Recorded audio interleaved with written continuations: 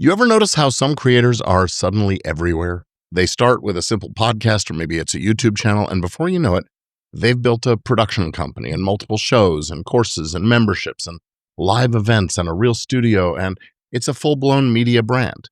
Meanwhile, you are still grinding out episodes, still posting, aiming for consistency, hoping to see those numbers finally move. But here's the uncomfortable truth. Right now, someone with a fraction of your audience is building a media empire because they understand something that maybe you don't, at least not yet. Creators smaller than you are pulling ahead because they've figured out the roadmap. And if you don't know that roadmap, the shift from podcaster to media company builder or CEO, you are already falling behind. It's not because you're talented. It's not because your show isn't good, but it's because posting episodes is not the same thing as building a media business. So stick with me because in just a minute, I'm going to show you the one step that creators skip that guarantees that they stay small. Hey, it's Gordon Firemark, the podcast lawyer. This is Legit Podcast Pro. And today I'm walking you through the exact path creators use to turn a single show into real scalable enterprise without burning out, without giving up ownership, and without losing control to networks or agencies or venture capitalists and so on that just look at you as inventory. This is the same roadmap behind the creators who now run multi-show studios, production houses, ad-driven networks, hybrid creator brands, and full-scale digital media companies. So let's get right into that right after the intro.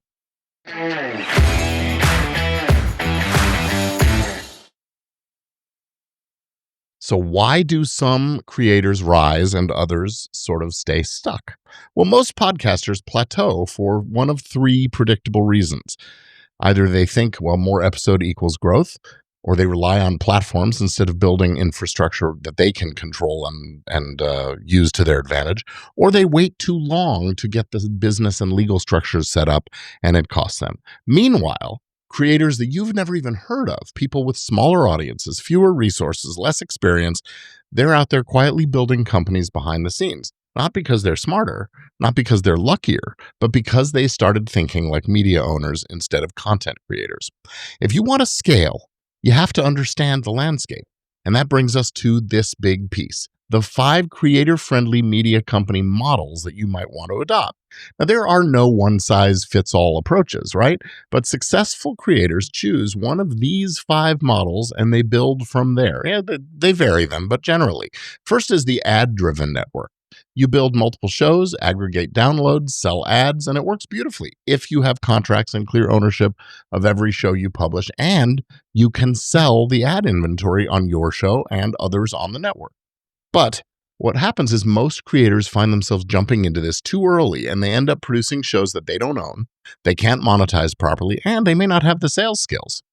The second model is the sort of studio model where you're producing, it's the agency model. You're producing content for other people, editing, recording, branded podcasts, consulting, and all of that is great. It builds revenue fast. It's great for getting a runway ahead of you and getting off the ground, but you do need systems and contract and staffing, or it will become a burnout machine.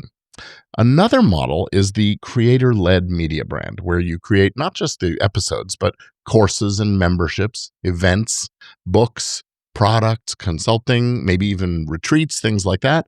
And this is really the backbone of most of the successful creator empires that I've seen.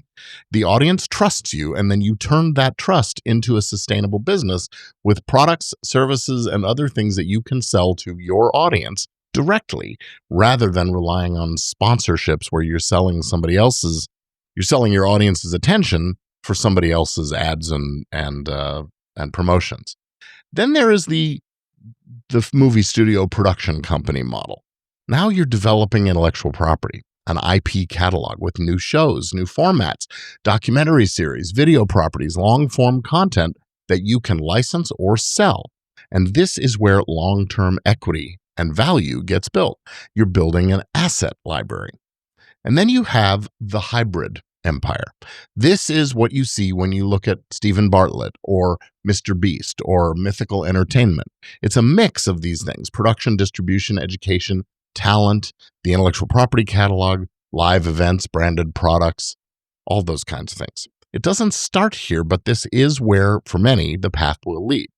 So In a minute, I'm going to show you exactly how creators grow from one show into that hybrid empire step by step. So here's the roadmap. From podcaster to media enterprise CEO. This is the real sequence that I've helped a number of my creator clients follow. No hype, no fantasy, just what actually seems to work. So, first off, you have to stabilize your flagship show or shows. If you can't produce that main show consistently, well, you're not going to be able to produce multiple. So, you need to create repeatable production rhythms, systems, a format that you can repeat so that the show becomes almost second nature. Then step 2 is owning your audience. Creators who don't own their audience don't own their business, period. What do I mean by owning your audience? Well, that means not just having them subscribe to a podcast on an RSS feed. It means that you have an email list. You get them onto a list. You get them into a CRM, a customer relationship management system, so you can reach out to them whenever you want. That's your platform that you control. It's having a community so you can be in touch with them and build that sense of trust and camaraderie and family and so on. Maybe it involves having a newsletter or something like that. Platforms are not business models. So create your first real offer. That's step 3. Before you expand your content, build something that people can buy from you. Maybe that's a course or a membership or a coaching offer or a workshop, a consulting package, a product. Maybe it's just an opportunity to be with your show as you're in production or, join you in the studio, those kinds of things. These are the bridges between being a content creator and a full-fledged business owner. Next step is to build the legal and business foundation. Now, you'd think that a guy like me, an entertainment and media lawyer, the podcast lawyer, would put this first in line. But no, you've got to get the platform under your feet, not the platform, the foundation under your feet so you have the resources to do this right. Otherwise, what's the point? So build your legal and business foundation now. This is the one that everybody skips, and it's the one that really can determine your future. What you need? An LLC or a corporation to shield your personal assets and you from risks and liabilities that arise out of the things that the business is doing. Next, you need intellectual property protections for your copyrighted episodes, your music, your artwork, but also for your brand itself, the titles of your shows, the title of your network. That's trademark protection. You need written contracts, agreements with your co-hosts, collaborators, co-production team members, anybody who touches your podcast, really. You need guest releases, editor and producer agreements, sponsorship agreements, and you need to make sure that the ownership of the intellectual property you're creating is clear, and ideally that it belongs to you as you're building this business. You need proper business documentation of everything, every single transaction, everything that happens. Sometimes it's uncomfortable to think of things in a transactional context, but when you're partnering up with people, that's what's happening. Whether it's a friendly transaction or not, that's another question. Next up, you need the terms of any transfers of rights to be laid out in writing clearly where you can bank on that. These, again, you're building an asset portfolio of things that will add value in your company if and when it's time to sell, if and when it's time to retire, if and when it's time to take on some investors or venture capital, something like that. So that needs to be really clear. And finally, you need to be able to scale. A brand built to scale is tremendously important. Now, creators who skip this will end up losing their intellectual property. They will lose momentum and leverage right as those big opportunities start to show up. Now, inside my Easy Legal for Podcasters system, I walk you through all of this step by step so you have all those protections in place before, or at least as you're scaling. More on that at the end of the episode, but let's move on to the next step, adding formats strategically. Once you've got these foundations in place, you can add video, you could add shorts, you could add a newsletter, live streams, collaborations, repurposed content, licensed content. You might even spin off your show, your flagship show, into other languages, other countries, maybe other areas of interest. If you've got a unique and distinctive format for your show, and it's a show about basket weaving, there may be folks out there that are all about fly fishing that could benefit from licensing that same format. Or you could build out your network with shows that follow the same format along other subject matter. You're expanding your surface area. both in the distribution space as well as in the production space. Finally, step six, step six, build your first team. That means hiring on producers, editors, writers, assistants, show managers. Everyone should be under contract. Everyone should be clear on who owns the output, their results and proceeds of their efforts.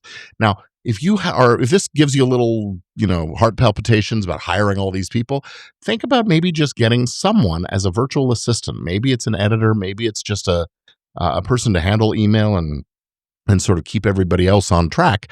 And that can be really affordable. And I have a great virtual assistant service called Virtual Colleague Philippines. You can reach out to me and I'll let you know more about them if you're interested in finding a virtual assistant. I've had great luck with some of the people that they've helped me find, and I can't rave enough about them. So Virtual Colleague Philippines. Ask me for a referral link, and I have an affiliate relationship with them, so that'll benefit us all. All right, next up, step 7, creating more intellectual property. The IP is the king here. This is your value portfolio. So that means bringing on new shows and miniseries, documentaries, premium content, format-based IP, as I was talking about before. You can license and sell that stuff. Maybe it's turning a podcast series into a feature film or a television show or something like that on a streaming service, right? And then step 8, monetizing like a company would, like a business. That means not just sponsorships, not just ads, especially not just affiliate ads, but also having your own products, building out workshops, running events, memberships, licensing, client work, brand partnerships, all of these things. Syndication, right? All right, now you're running a real business, and it's not just a content mill. You're not just churning out episodes for the sake of the consistency, right? Okay. So, step 9, choose your media enterprise path. Do you want to be that agency or studio or network or production service or a hybrid empire like we've been talking about? This is where some decision-making matters. And now you have the foundation to do it correctly. And here we are. It's late November, and it's almost time to start doing our goal setting and planning for 2026. So now's a great time to make some of these decisions. What kind of media enterprise do you want to be? Again, you can be an agency. You can be a studio, a production company. You could be a network where you're selling ads and that's your business model. Or you could be a hybrid of all of these different kinds of things. I really think that having other verticals than just the content vertical is really, really important. And that's something to think about. So this decision really does matter. So the one mistake that I alluded to that keeps creators small, I've already talked about this a little bit. Here it is. The thing I told you from the very beginning, thing that keeps people down. Creators wait too long to build out the legal and business infrastructure. They think, oh, I'll handle that when I'm bigger.